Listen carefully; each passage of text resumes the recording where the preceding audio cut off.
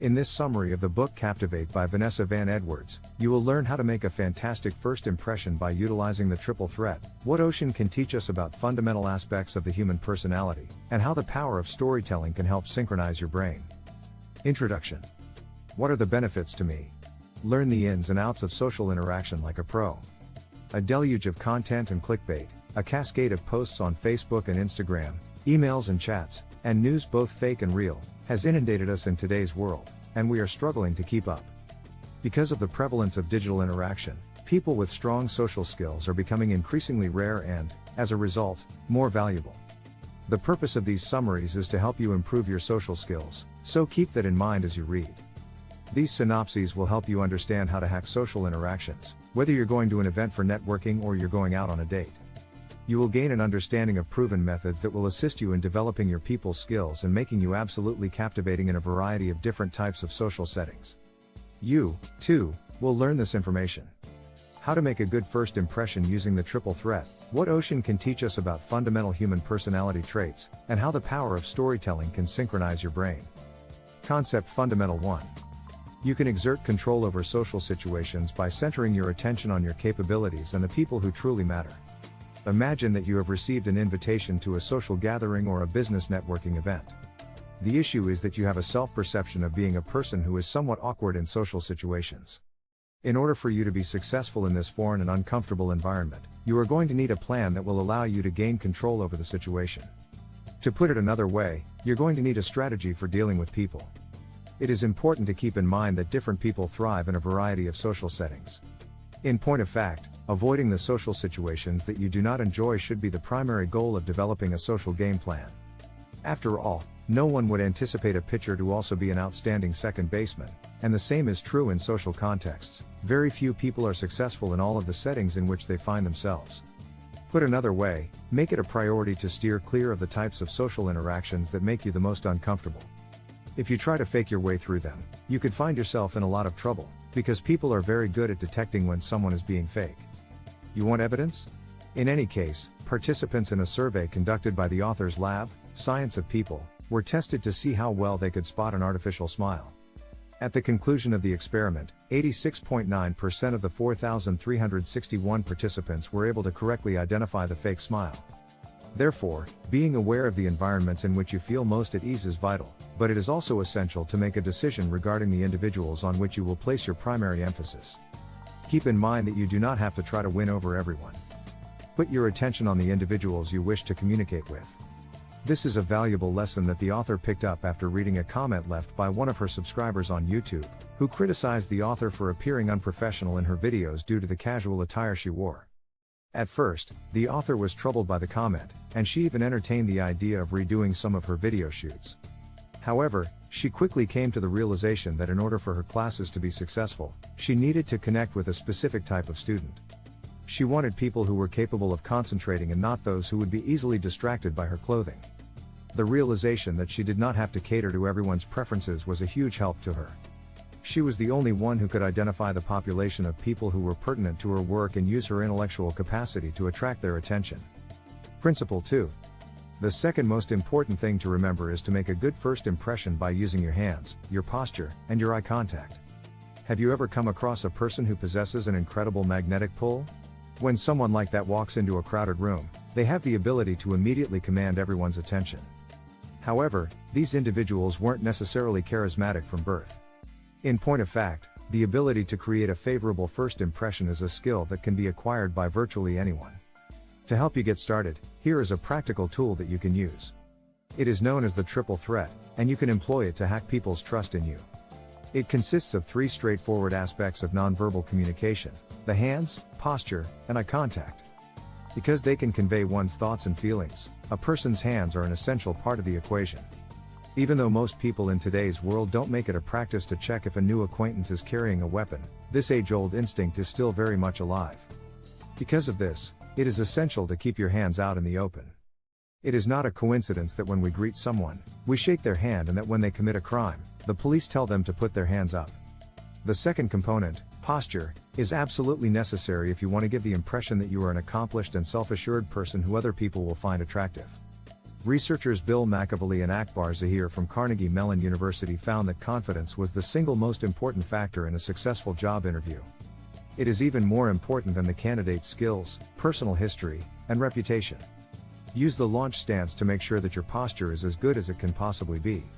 To achieve this position, simply pull your shoulders back and down, push your head and chest forward and slightly upward, and allow your arms to fall away from your torso in a gentle draping motion.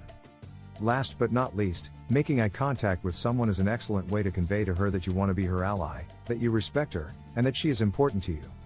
This is because making eye contact stimulates the production of oxytocin, a hormone that contributes to the development of trust and makes it easier for people to bond. Therefore, heed the advice of Alan Pease, a specialist in body language. He writes in his book, The Definitive Book of Body Language, that in order to form a connection with another person, you should maintain eye contact for approximately 60 to 70% of the time that you are talking to them. Principle 3. Studying the subtle expressions on people's faces can help you decipher the emotions that people are feeling. It's not uncommon for people to say one thing about how they feel but feel entirely different about what they say. However, if you are able to decode the unconscious facial expressions that everyone makes, you will be able to determine what someone truly believes. The American psychologist Paul Ekman coined the term microexpressions to refer to the fleeting facial movements that a person makes before she is able to control them, thereby revealing the person's innermost thoughts and emotions. There are 7 microexpressions that you should be on the lookout for, and they are as follows: anger, contempt, happiness, fear, surprise, and disgust. We are going to investigate each one in turn. The first emotion, anger, can be recognized by the constricted jaw and raised eyebrows that accompany it. When a person is upset or aggravated, possibly as a result of an altercation or argument, this condition will manifest itself. When the sun rises, it has a tendency to create 2 vertical lines between the eyes, which draws the eyebrows closer together and downward. In the meantime, the mouth either closes tightly, maintains a tight lip, or opens wide in preparation to shout. A raised mouth that is cocked to one side, in what most people would call a smirk, is the universal symbol of contempt. As a consequence of this, contempt is frequently misinterpreted as a smile of happiness, which it most certainly is not. When someone is told no or when they generally disagree with or dislike another person, it is easy for them to produce this microexpression. When attempting to identify the specific microexpression that you are seeing, it is important to keep the context in mind because people typically do not smile in these kinds of circumstances. Third, when one is truly happy, they will smile with their whole face. The cheeks become more prominent, and lines begin to appear around the eyes. This one is a piece of cake. When you find it, you'll recognize it as the genuine article. After all, it can be seen across the entirety of a person's face. Following that, you will acquire knowledge regarding the other microexpressions as well as how to recognize them. Concept Central 4. Finding microexpressions that are more complex can give you access to even more information. Now that you have a basic understanding of the first 3 microexpressions, it is time to move on to the remaining ones. The fourth emotion is fear, which can be identified by eyes that are wide open, eyebrows that are raised and drawn together, lines that run horizontally across the forehead, and a mouth that is slightly open.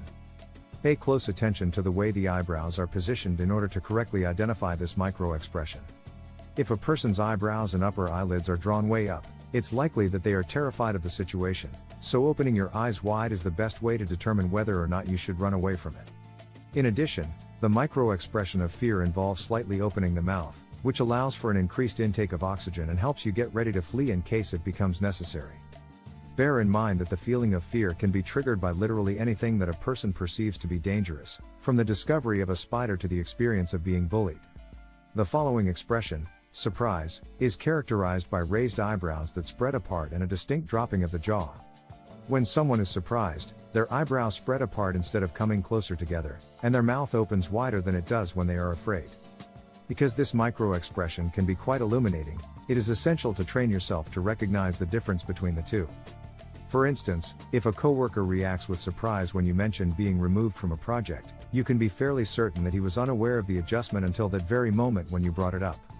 Disgust is the next microexpression, and it can reveal much more information than a person intends to reveal.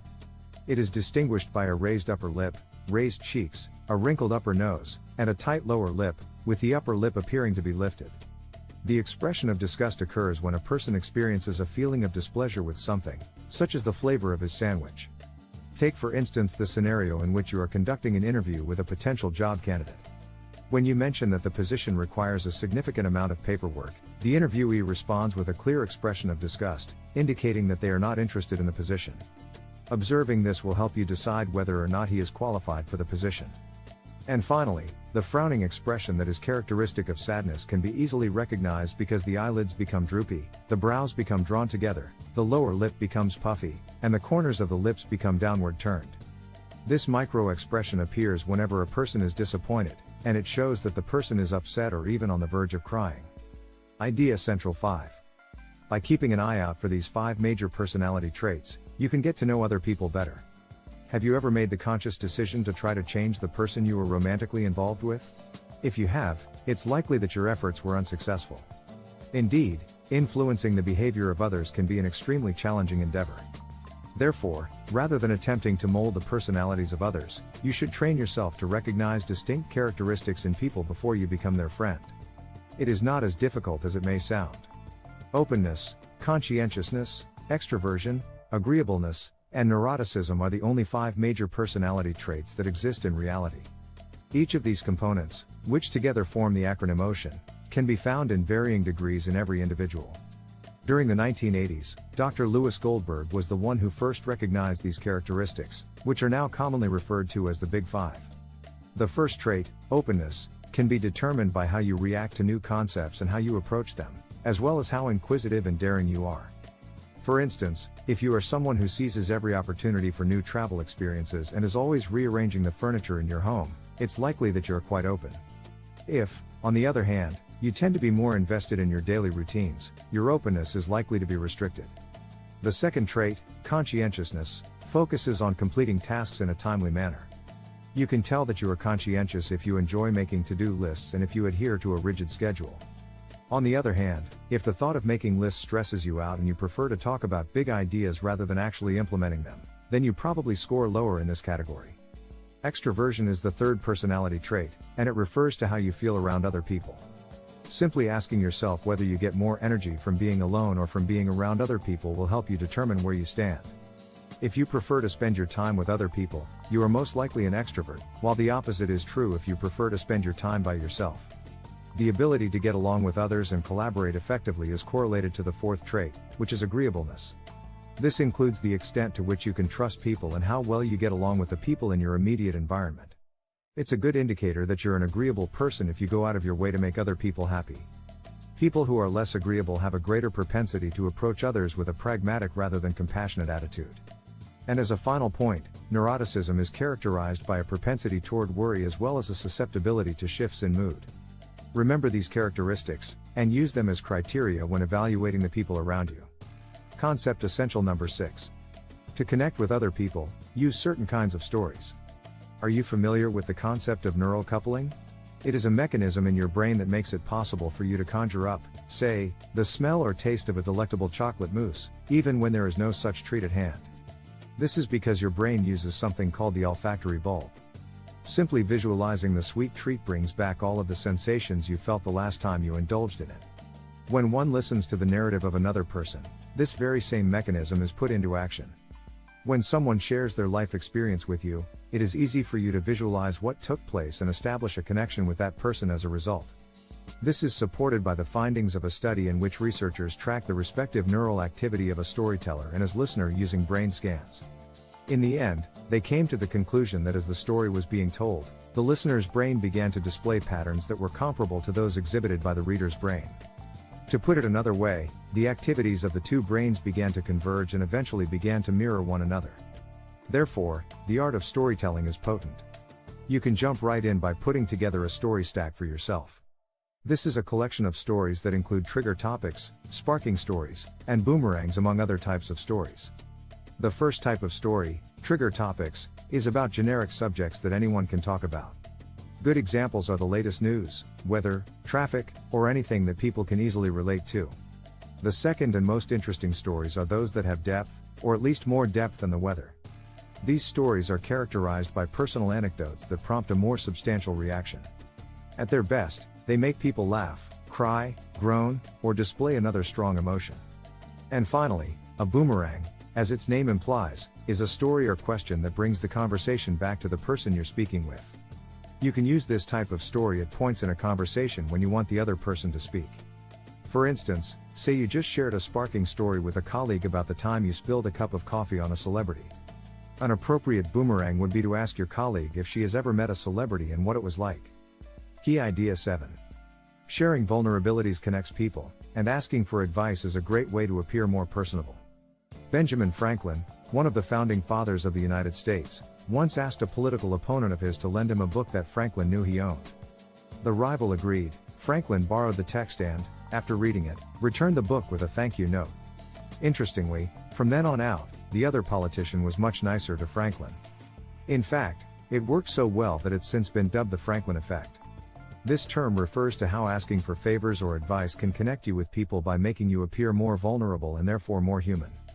In other words, asking a favor of someone will increase the chances of that person liking you. It may sound counterintuitive, but studies have actually verified the effect. Just take an experiment done in the late 1960s by the researchers John Jecker and David Landy. In their study, they asked participants to take a number of tests, offering them money in exchange. At the end of these tests, one of them would approach several participants and ask if they'd consider returning some of the money, claiming the study was poorly funded. Later, the participants were asked how likable these test administrators were. Surprisingly, those who were asked to return the money had a more favorable opinion of the researchers. How come?